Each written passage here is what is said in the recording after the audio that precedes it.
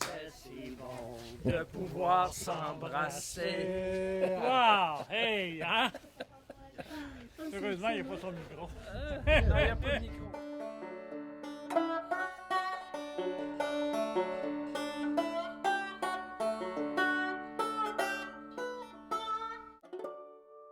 Je suis un peu tombé dedans quand j'étais petit, parce que dans ma famille, j'avais 3 frères qui étaient frères maristes, 2 cousins puis un oncle. Moi, ça a commencé, j'étais en 4e année du primaire.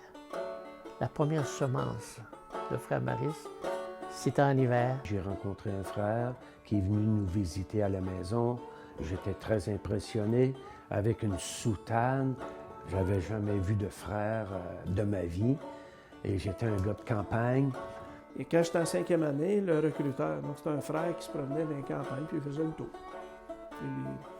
Il spottait. Devant moi, il y a un homme habillé tout de noir, avec une robe.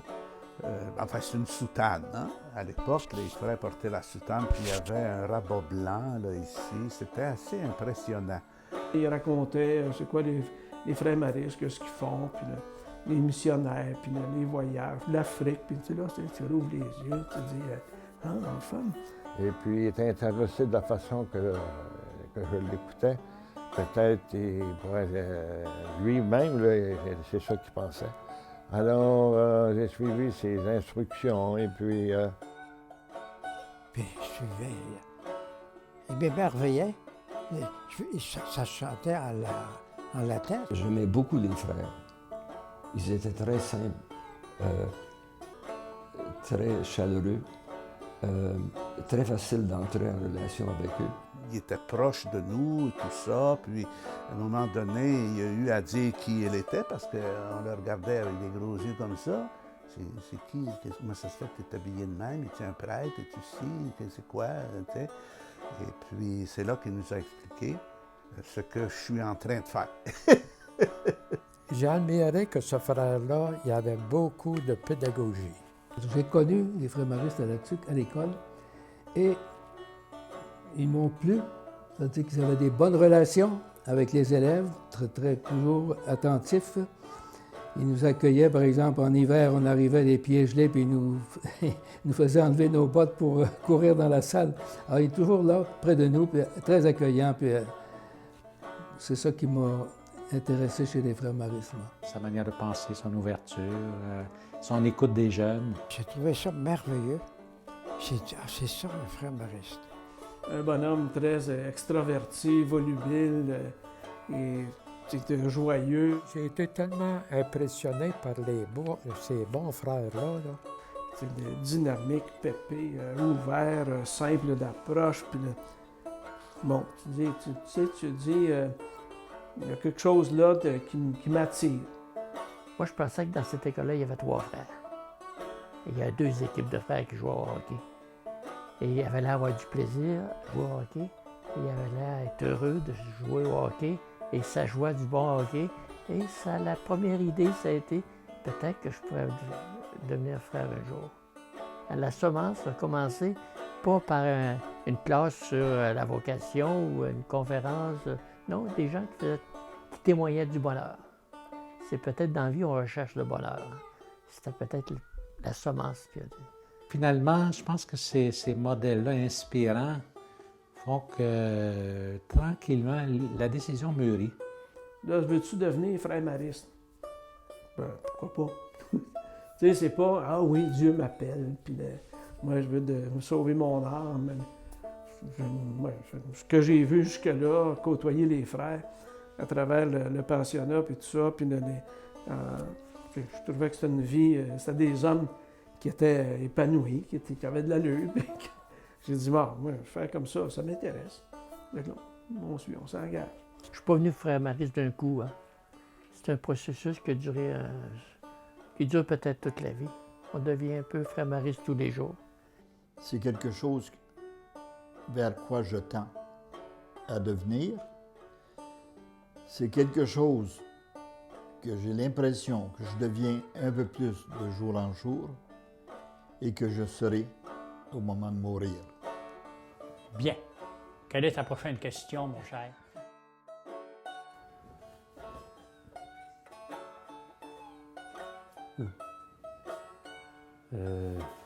Ah, bon, tu sais, ça serait long de finir ça. Hein? C'est une très grosse question parce que ça va changer, je pense, suivant ta situation. Oui, c'est toute une belle question.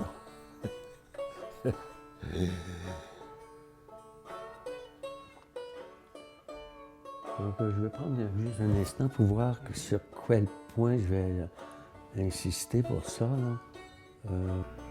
Nous sommes différents et complémentaires. C'est un programme. OK. On peut regarder ça un petit peu, là. Je dirais que ça fait très longtemps qu'on essaie de se définir, puis parler de soi, c'est jamais très, très facile. Mais je pense qu'on a maintenant peut-être un consensus sur cette réalité-là. Le frère Maurice m'a donné ici une personne qui est consciente de ses obligations et de ses devoirs. C'est des communautés d'hommes, non prêtres, puis qu'ils ont devant eux un apostolat à faire. La vocation principale, c'est d'être religieux. C'est quelqu'un qui s'est donné au bon Dieu pour pouvoir enseigner, pouvoir faire la cause, puis tout ça. Un religieux, ça fait quoi? Alors, nous autres, c'est l'enseignement, l'éducation comme œuvre. Hein? C'est ce que nous a légué le Père Champagnat, notre fondateur, c'est le Père Champagnat. Il y avait un besoin criant dans l'enseignement. Alors, c'est là que Marcelin a répondu un peu cette ligne-là. Ce qui rendait la difficulté au départ, il y a des frères dont j'étais, entre autres, qui étaient vraiment pas particulièrement faits pour l'enseignement. Mais avec le temps, ça s'est développé. Hein? C'est devenu l'éducation, pas seulement des enfants, mais des jeunes, puis des jeunes adultes, puis même des universitaires. Hein? Ça s'est toujours développé comme ça. Hein? Alors aujourd'hui, l'éducation a pris un sens beaucoup plus large, donc d'accompagnement des personnes pour les en faire des personnes humaines complètes. C'est quelqu'un qui s'intéresse beaucoup aux jeunes et qui veut les aider, leur permettre de grandir, de se découvrir puis de devenir eux-mêmes. Et une formation intégrale, équilibrée, à tout point de vue. D'abord, il faut que tu sois capable d'accepter les jeunes comme ils sont. Ils étaient acceptés tels qu'ils étaient. C'était une de ces marques maristes, là, l'ouverture aux jeunes. Un bon éducateur mariste, là, c'est quelqu'un qui aime les jeunes et puis qui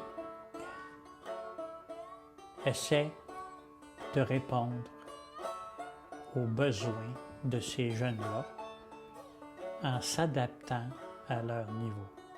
Ma mission avec les jeunes, avec les enfants, avec les moins jeunes, avec les adultes, ce n'est que d'essayer de donner, de partager ce don-là en essayant de me faire un avec la personne qui est à côté de moi.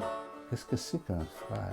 Finalement, c'est un frère qui doit être femme un peu dans sa manière d'être. La couleur mariale, c'est une couleur, je dirais, qui donne des qualités féminines, donc qui sont de tendresse, d'accueil, de compassion, qui possède une mère a toujours une intention d'éducation à l'intérieur de son agir qui peut être très, très variable. En gros, ça pourrait être ça. Une autre question.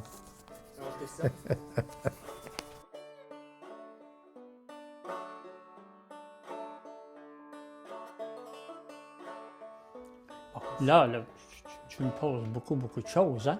L'amour fraternel, c'est ça que c'est. Être capable de donner, être capable de partager, être capable d'aider.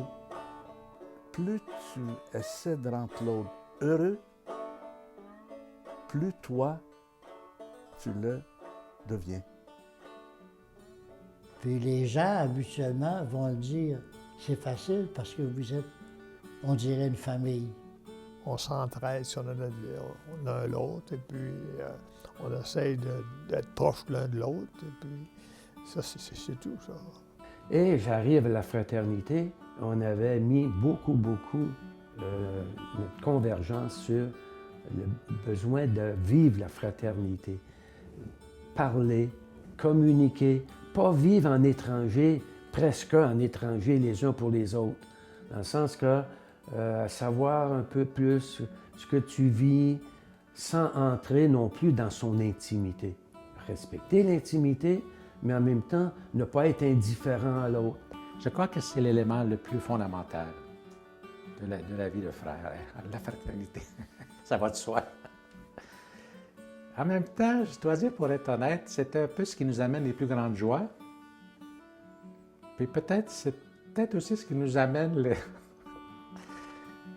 je dirais les plus grands dépassements, ou les plus grands défis, donc pour rester positif. Si on est obligé de faire davantage d'efforts pour la fraternité, on va goûter davantage la fraternité que si c'est une chose qui s'apparaît évidente. Alors, c'est pour ça, moi, que je trouve que c'est important. Et la fraternité, c'est une chose que l'on construit. Et d'être capable de simplicité et même d'humilité. Qui fait que ce qu'on entend souvent, des gens qui côtoient des maristes, ils disent « Mais vous autres, il y a quelque chose, c'est simple chez vous. » C'est cette simplicité d'accueil, de vie, de se parler. Être facile d'approche. La relation personnelle est très importante dans la vie. Puis même si on a 80, pourquoi pas, au lieu de se renfermer sur soi-même, d'entrer facilement. Puis des fois, il faut faire les premiers pas soi-même. Mais c'est en faisant le premier pas que la vie peut germer, des amitiés peuvent se former. C'est pour ça qu'ici, tu apprends à te donner dans le sens d'être ouvert, être capable d'échanger, de rendre le petit service à gauche, à droite. Tu vas vivre heureux. Si tu es sur toi, replié sur toi-même, il va t'en manquer des bouts. Parce qu'on n'est pas bâti juste pour soi-même. On est bâti pour une communauté. La communauté, ce n'est pas nécessairement une communauté religieuse, c'est une communauté de vivants. Être capable de partager, s'entraider. C'est ça que ça va te rendre heureux. Ça te va? Donc, c'est quoi la mission de Maris? Puis moi, je me sens tout à fait à mon élément là-dedans. Il faut que cette vie de famille qu'on expérimente entre nous, avec ses grandeurs et ses limites parfois, c'est un don qu'on est appelé à communiquer à toute l'humanité. Il n'y a pas de frontières. Comme, d'ailleurs, le Père Champagnat le voulait, les frères Maris se rendront capables de tout. Hein? Bâtir une maison, je sais pas, l'électrifier, etc. De l'humour, tiens. On va te dire ça. De l'humour. L'humour, on dit, c'est l'huile de l'engrenage de la vie fraternelle. L'humour, je dirais, c'est le ciment de la vie communautaire. Absolument, lorsqu'il y a de l'humour dans un groupe communautaire, ça va bien. Les gens sont heureux. Au moins 5 minutes par jour de folie pour me tenir en bonne santé. Oh!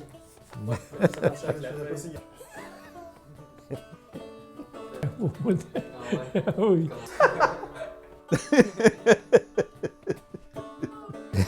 Tu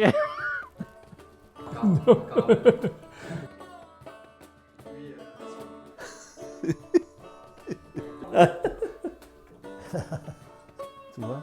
C'est aussi simple que ça. C'est ça le bonheur.